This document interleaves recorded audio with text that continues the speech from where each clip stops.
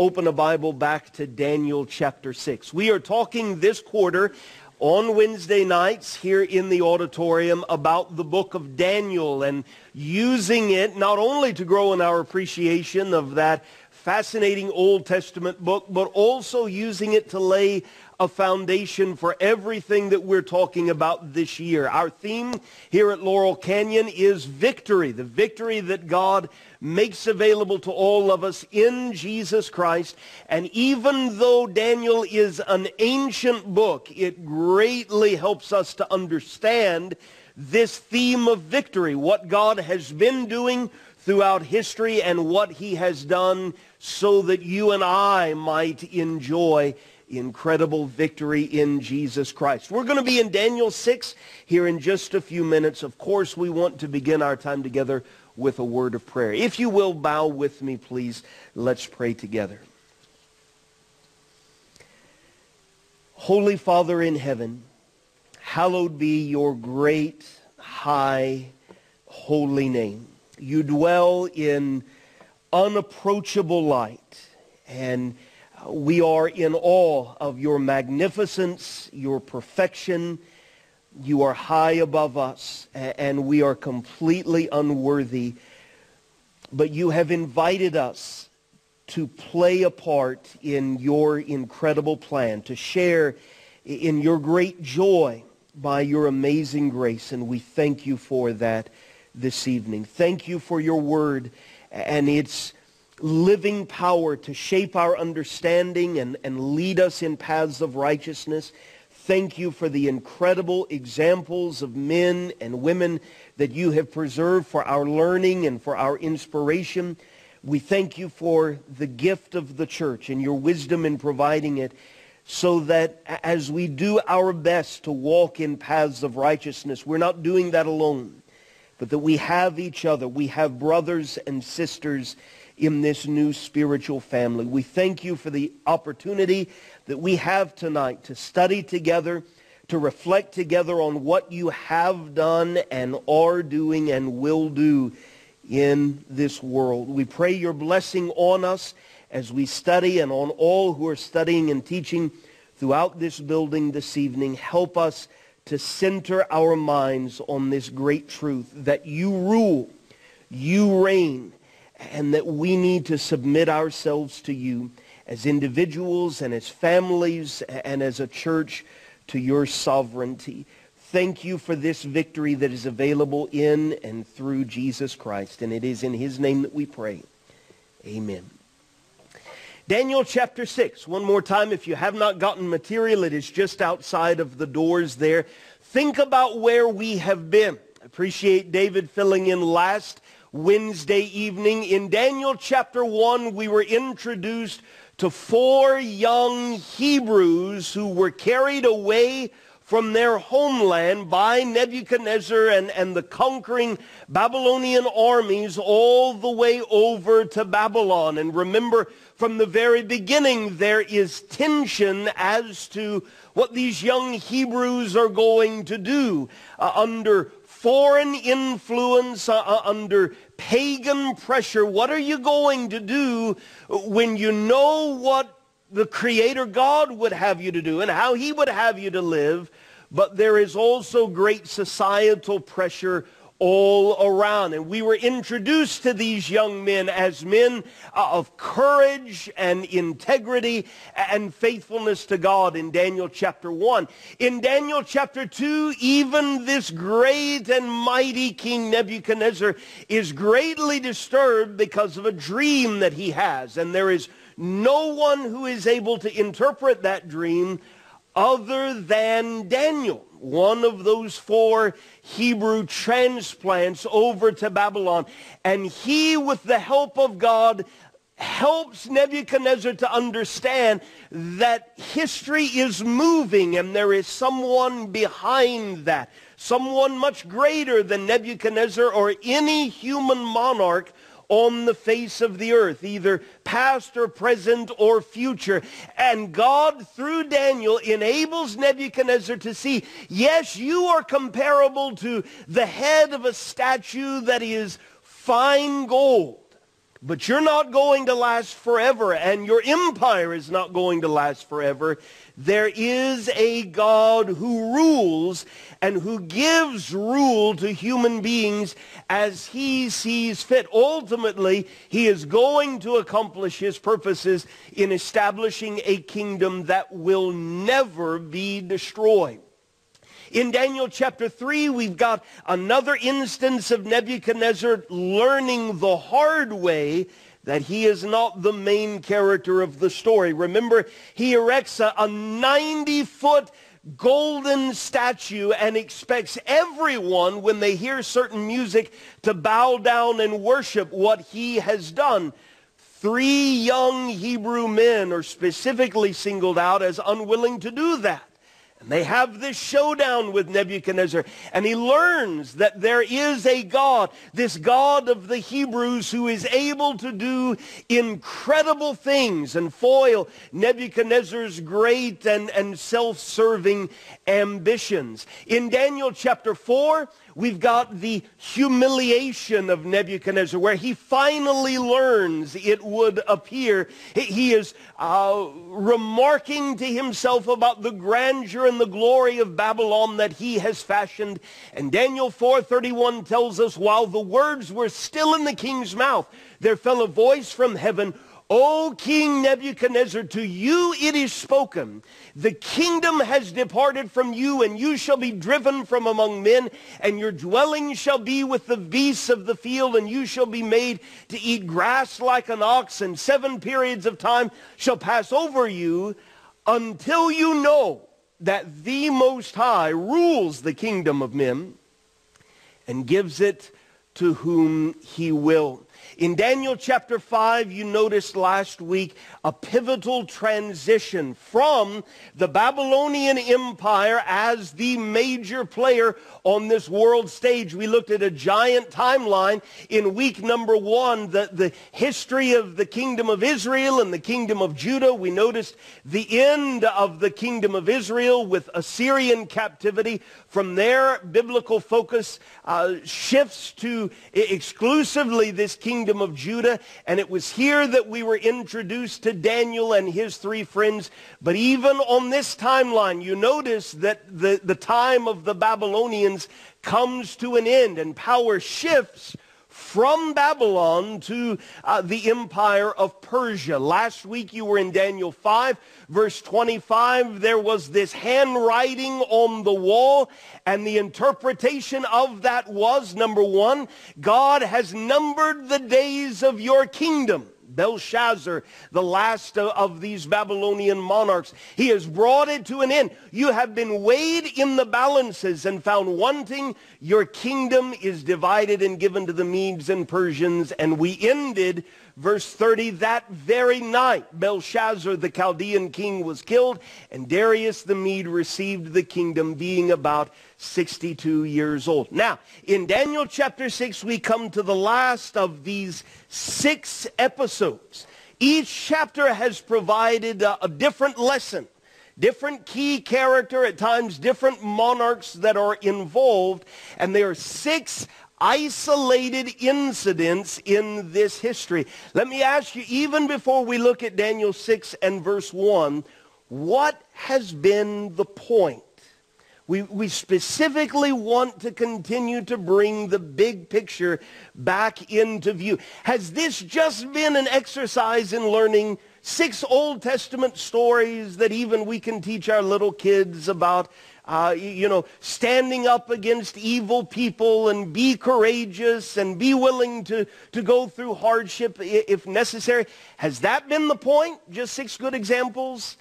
If it's bigger than that, what is it? What? God's in control. God is in control. Alan, you had your hand raised. Yes, of course. Also, these are glimpses back through history, okay, that they can see. Yeah. Things that the Jews were learning even here. And that's what we want to try and make sure we maintain at the forefront of our minds. The Jews have been scattered all over the world because they would not listen to God. The kingdom of Israel in the north learned it the hard way. The kingdom of Judah in the south learned it the hard way. God is worthy of respect. He demands obedience. We must submit to Him whether we are Jews or Gentiles, men, women, rich, poor, slave, king, whomever we are. There is a God in heaven. But especially, like Dwight put it, this is about more than just look at these great Old Testament examples. It is a way, first of all, to teach God's people in exile, God is still in control. And it is something that God has preserved now for more than 2 millennia to communicate to His people wherever and whenever they live. Whatever is going on, you belong to God first. You are a part of His people first. We want to continue to bring that to the forefront of our mind. These are historical ways that God shows, I reign. It's going to be very important for us to keep that big picture in mind, especially going into next week where things begin to get really weird in the book of Daniel. We've already referenced that. Daniel 1 through 6, pretty straightforward character studies. Daniel 7, it begins to get very, very strange. But as long as we can keep the big picture in mind, we've got a kind of guiding North Star to help us through these difficult waters. Jason, you have your hand raised. Go ahead. Just simply adding that not only is He in control, but He also is who matters, right? Yeah. Is that it's not just He's observing and interacting, but we as people should be yielding to Him and considering Him in what we do. Yeah. And fundamental truths like that are just as relevant this evening in America, 2015, as they were then. Paul, go ahead. I was just going to say, as we see through all these different affairs that happen, it's like God knows we are short-sighted people. Yeah. And what better way to teach than repetition? Yeah. We keep seeing the same thing over and over and over. Sure. And that's a good segue to where we're going now. Babylon, Daniel 1 through 5. The big player on the world stage. God said before it happened, He even said the very night it happened, you have been used by me. Think about that. The most powerful empire that the world has seen to that point in time, with the most powerful rulers who had ruled this giant stretch of land, God is able to show in undeniable fashion, yes, you are powerful, but I can use you to accomplish my ultimate purposes. Daniel 1 through 5. Daniel 6, power has shifted now from the Babylonian Empire to an even bigger empire. The empire of the Medes and the Persians. And it's the same sort of thing. And again, we want to get that in our minds. It's going to be the same basic template as, Lord willing, next quarter we go into the book of Revelation. Great and terrible things that we read about. But in 2 words, that book is about God wins. Daniel, God rules. Revelation, God wins. God is able to use whatever circumstance to accomplish His purpose. Okay? Keep that in mind. Daniel 1 through 5, Babylon, now Daniel chapter 6, the Medes and the Persians. Let's go, beginning in verse 1. It pleased Darius to set over the kingdom 120 satraps. We read about these men in the book of Ezra. We read about them in Esther. You can see some references to that in our material. They are literally protectors of the empire. These are the emperor's representatives over this massive stretch of land. It is the biggest empire that the world had known to that point. It went from India in the east to Ethiopia in the southwest. A giant stretch of land. Darius is the one who reigns over it. He has 120 protectors of the empire throughout the whole kingdom. And over those 120, there are 3 high officials. And guess who is one of them? Daniel. I mean, all along the way, we were introduced to him perhaps as a teenager. If not a teenager, very, very close to a teenager. Now we begin to do the math. He's probably in his 80s at this point. This man has been a stranger, an exile in a foreign land, far away from Jerusalem, from, let's say, his teenage years to his 80s.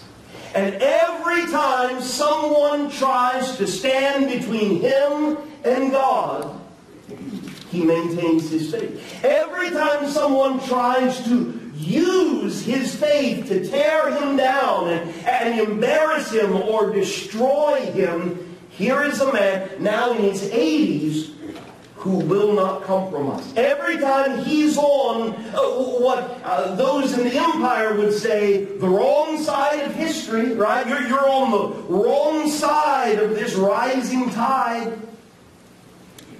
He maintains his faith, and God is glorified. And that's the point, right, of why we're here. Walk by faith, not by sight. Whether by life or by death, we glorify God. Here is this man now in his 80s. He's one of the most exalted people in this massive empire. Verse 3, then this Daniel became distinguished above all the other high officials. So you got 120 protectors of the empire. You've got 3 high officials. And Daniel just keeps climbing the ladder because an excellent spirit was in him. And the king, Darius, planned to set him over the whole kingdom. Then the high officials and the satraps sought to find ground for complaint against Daniel with regard to the kingdom, but they could find no ground for complaint or any fault because he was faithful, and no error or fault was found in him. Verse 5, then these men said, we shall not find any ground for complaint against this Daniel unless we find it in connection with the law of his God. Let's try and put that in easily understandable, practical terms. What are we being told about Daniel here?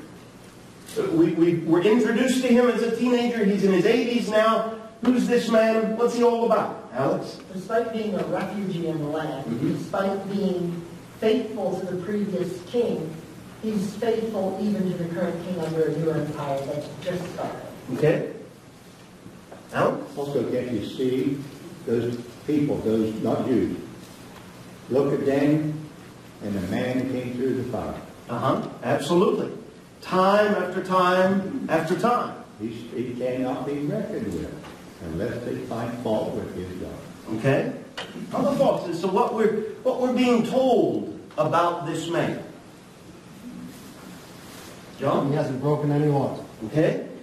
He is an outstanding citizen. Right? This is not his homeland. But he is not a rebel. He is not a revolutionary. He is a man of intense, fervent faith in God. But they can't find anything to pin on him as far as a lack of integrity, a lack of faithfulness in living the way someone ought to live. He is a model citizen, right? But I want you to notice what's about to happen.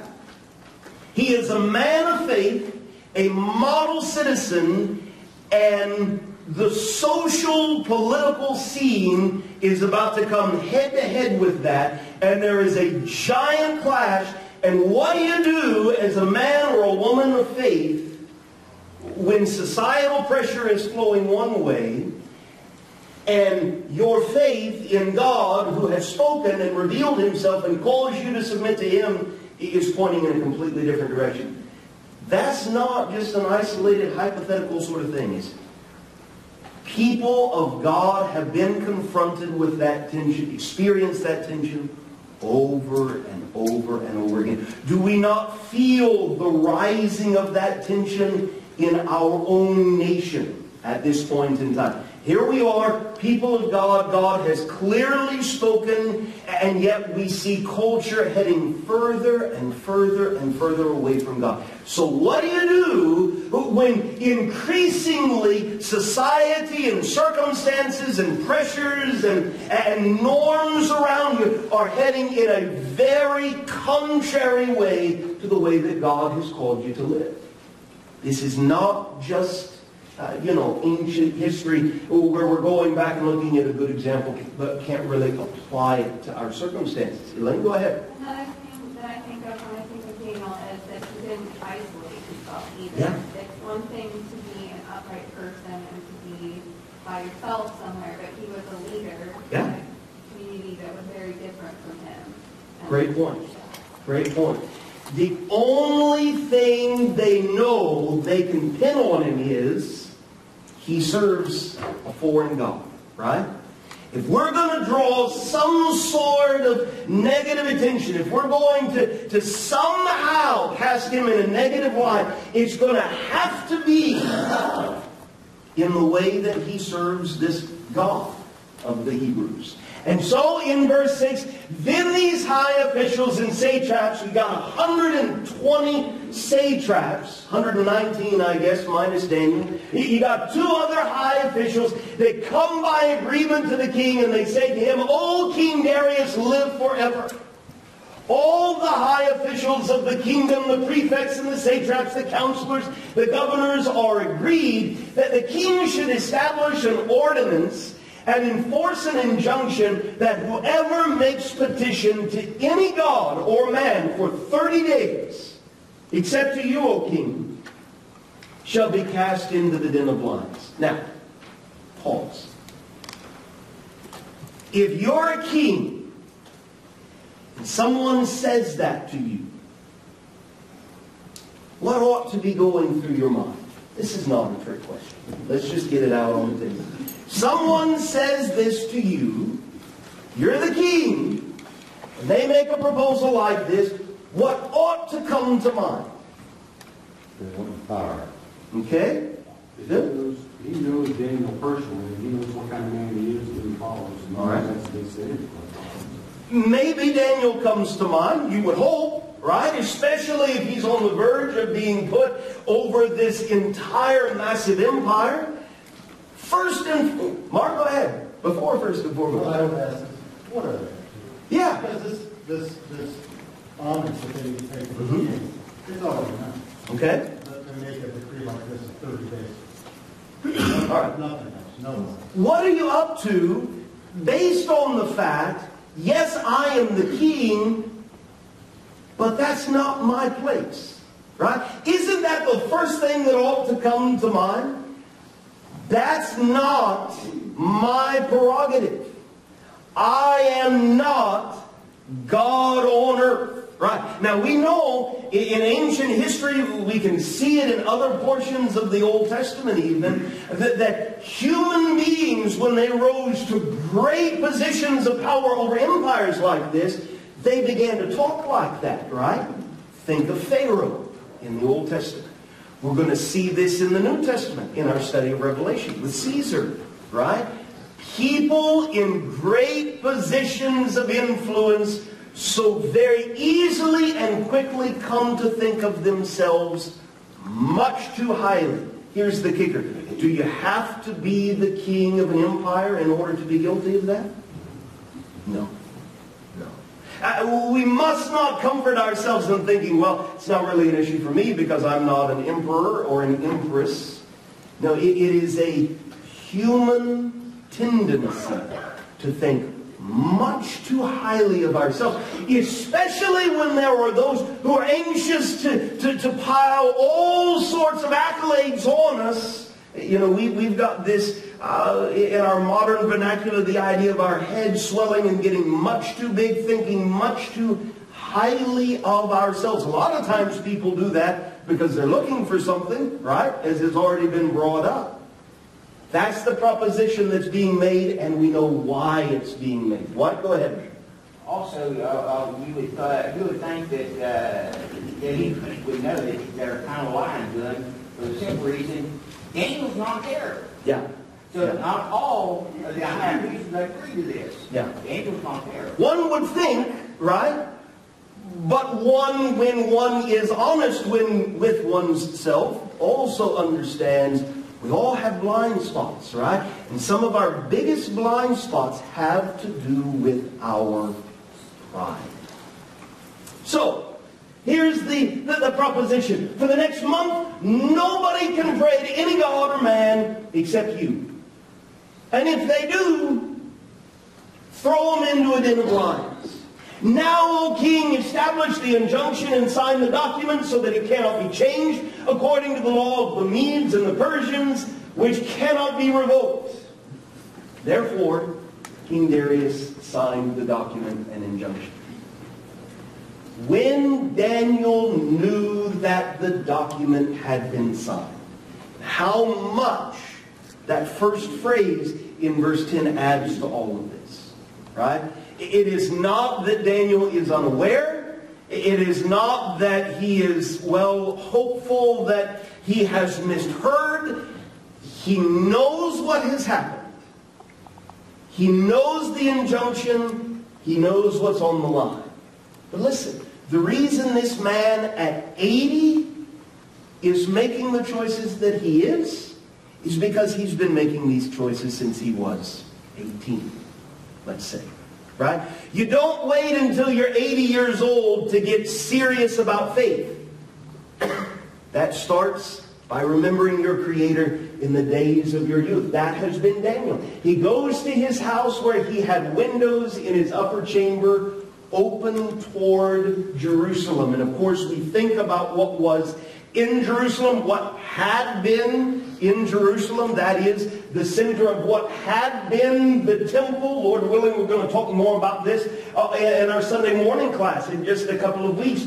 We also know what Nebuchadnezzar did to that temple, right? It's no longer standing. And so why are you facing Jerusalem? Perhaps it has something to do with what Solomon had prayed hundreds of years before at the dedication of this temple. Solomon, as he offers thousands of sacrifices, he prays to God, when heaven is shut up and there is no rain because God's people have sinned against you, if they pray toward this place and acknowledge your name and turn from their sin when you afflict them, then hear in heaven and forgive the sin of your servants, your people Israel, when you teach them the good way in which they should walk, and grant rain upon your land, which you have given to your people as an inheritance. Ever since the days of Moses, this had been built into the covenant, right?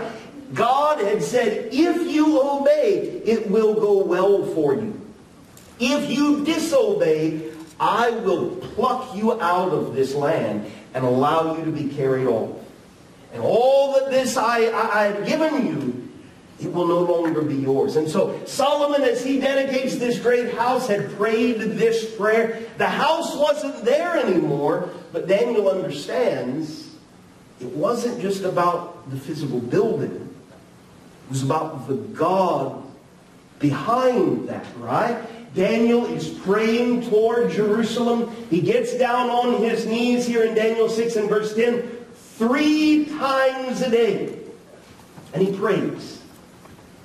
And he gives thanks before his God as he had done previously. Let me ask you, how in the world can you know this injunction?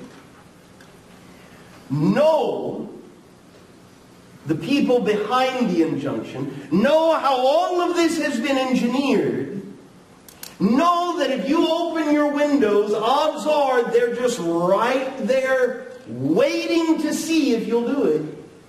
How can you not only continue to pray like that, but give thanks to God?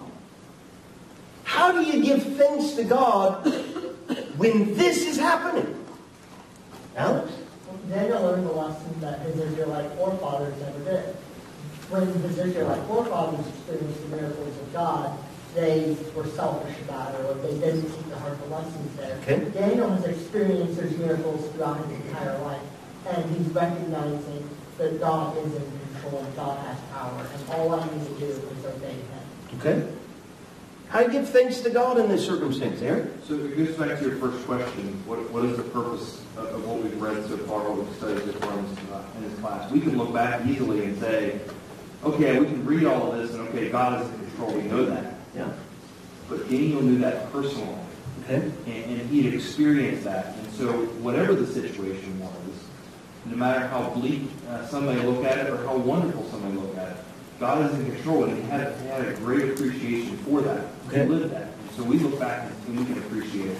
Yeah. And he, in the face of it, experienced that and understood that God was in control. And God will be glorified no matter what. Yeah.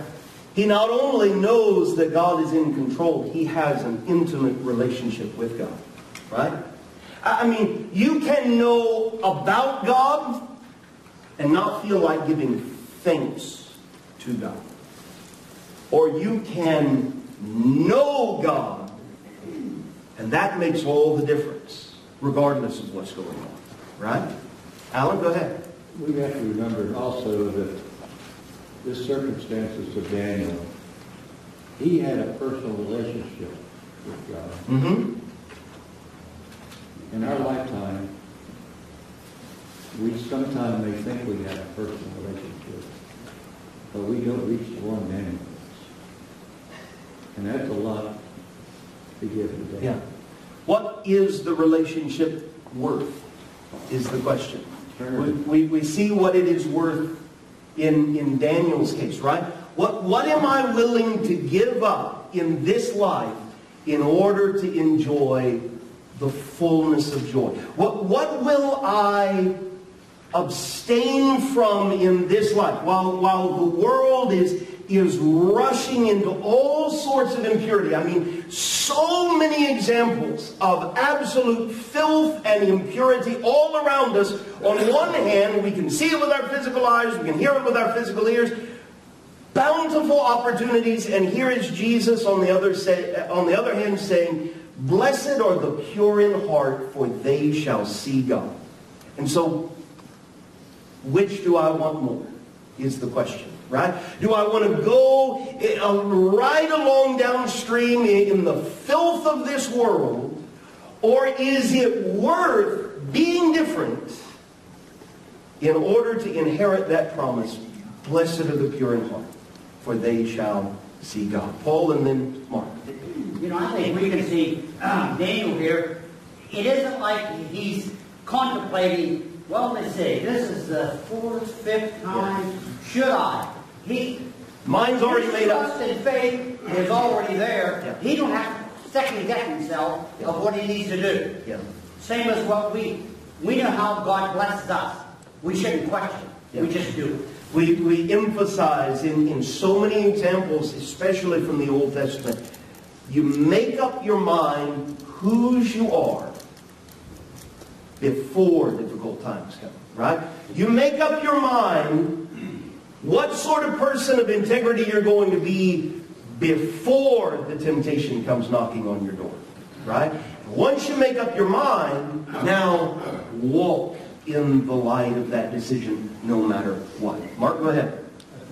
We have a tendency to look at this and think, God shut the mouths of lions. Daniel didn't do that. He was willing to proceed with the next day, knowing somehow, whatever events took place, God would be glorified. Yeah. Several times now, we've noticed a lot on the line. You and I know the end of the story. These men are living the story. Right? They do not know what is going to happen.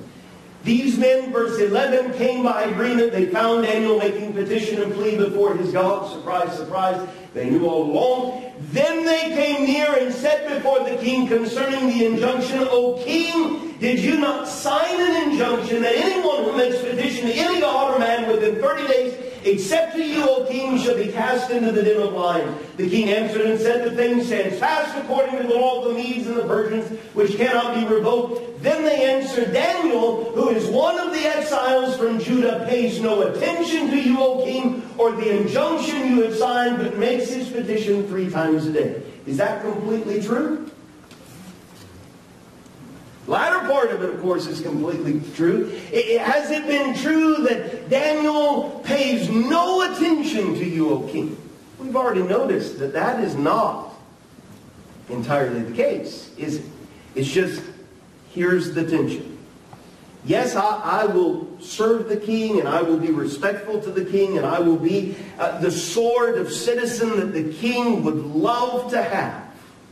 But when it comes to the king standing in opposition to my heavenly king, this is not a real question as to which way I'm going to go. That ought, of course, to make us think. Is our faith so solid, number one, and so evident, number two, that someone would know, well, this is how to get them, right? If I'm trying to get this person in a difficult situation, the way to do it is their unshakable faith. Would I have that sort of a reputation with the people that I interact with from day to day? Elaine, go ahead.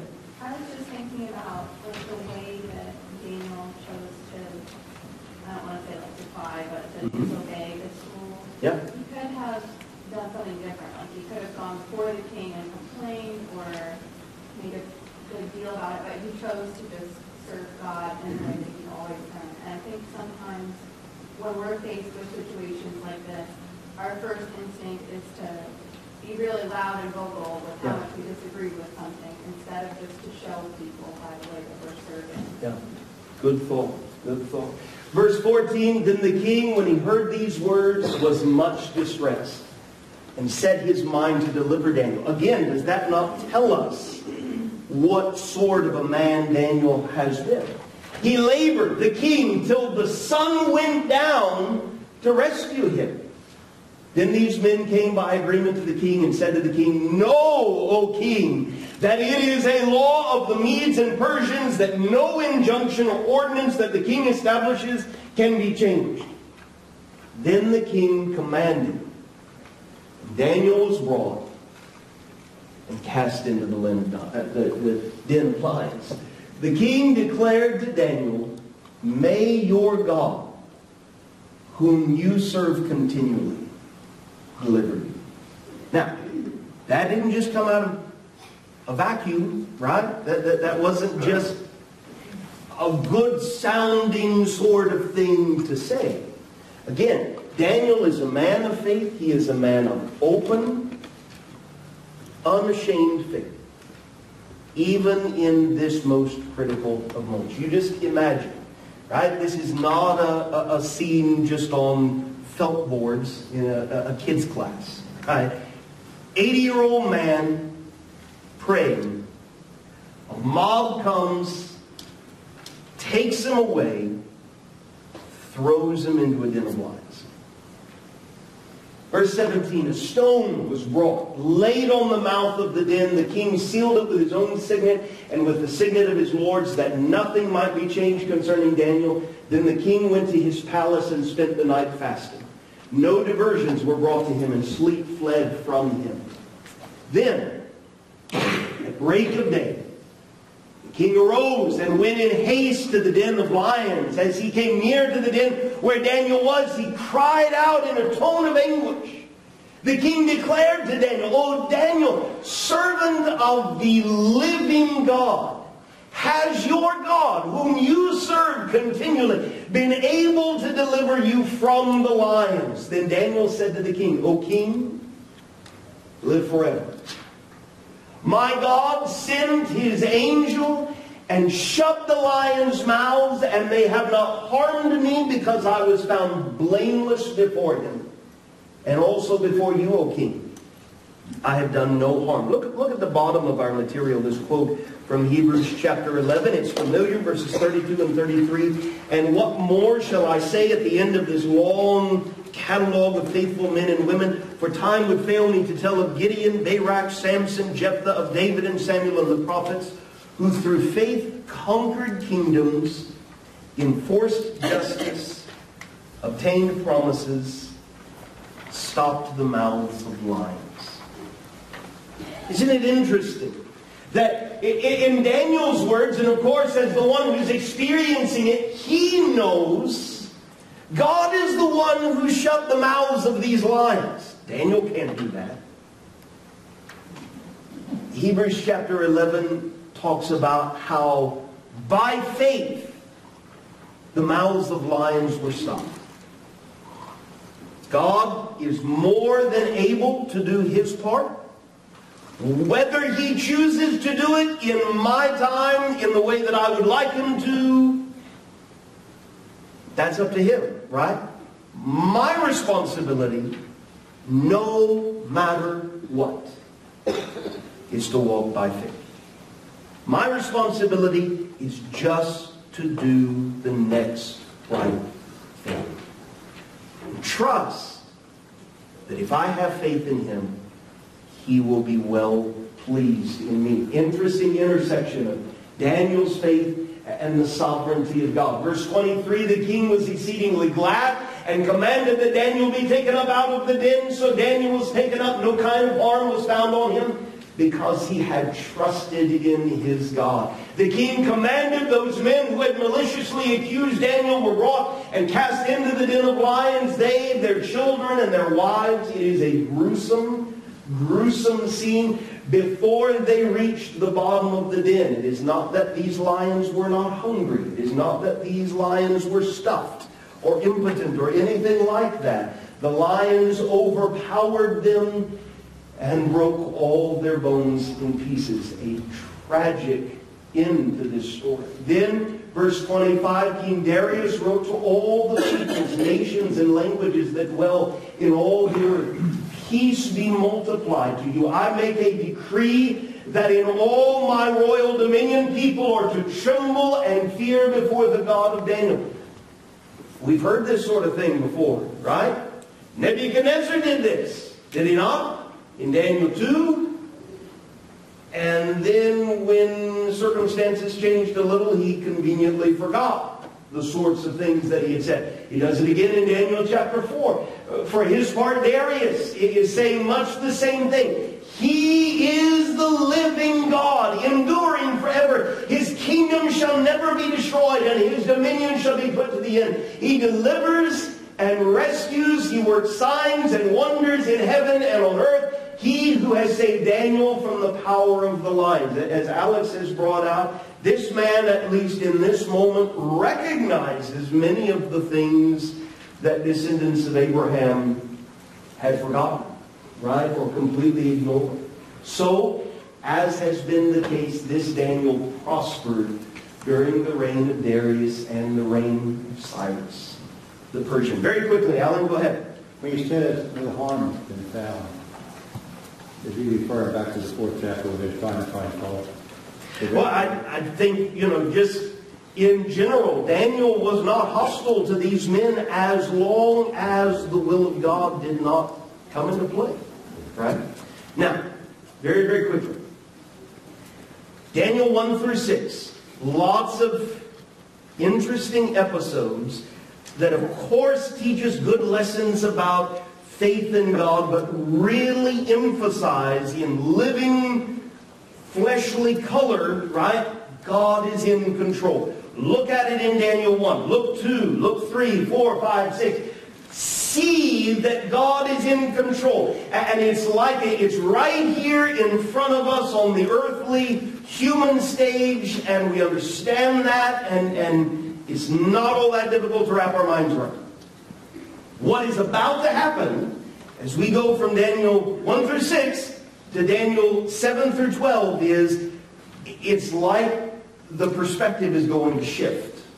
Think about it from the standpoint of a documentary, let's say. And you've got kind of a first-person view of exactly what's going on, okay? And all that you can see is the stage, and you're watching as all of this happens in front of you, and you understand it, and you're inspired by it. Now, all of a sudden, what's about to happen is the perspective is going to shift. And it is as if we go behind the curtain on the other side, and we begin to see things now from God's perspective. And how often we remind ourselves, God doesn't think like us, right? God is high above us. And when we are ushered behind the veil, if you will, whether it's in the Old or the New Testaments, it becomes much harder to understand, right? Because we're no longer just sitting in a chair and watching on the stage. Now we're seeing behind the curtain. Think of it from the standpoint of a tapestry. You look at the front of it, and it's beautiful, right? And it's orderly, and you can start on I'll do your left. The left side of it, and you can go all the way across, and it's very linear and very practical. But if you go and you look on the back side of that tapestry, wow, it looks completely different, right? It's a mess. It looks like. But that's where all of the threads connect to form the picture on the other side. That's what we're about to experience, okay? What I need you to do is make sure to get a copy of the material for next week. It's got 2 sides. Lesson 7 for next week and Lesson 8 for the following week. Lord willing, next week we're just going to talk about some background stuff. 4 great empires. And then in Lesson number 8, we'll really get into the text of Daniel 7. Okay? Thank you so much for being here. If you got more that you'd like to talk about, I would love to do that.